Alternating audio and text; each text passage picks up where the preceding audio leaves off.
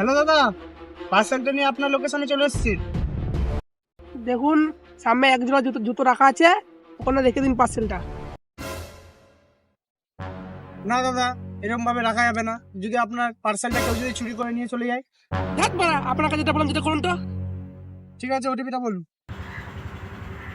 12-13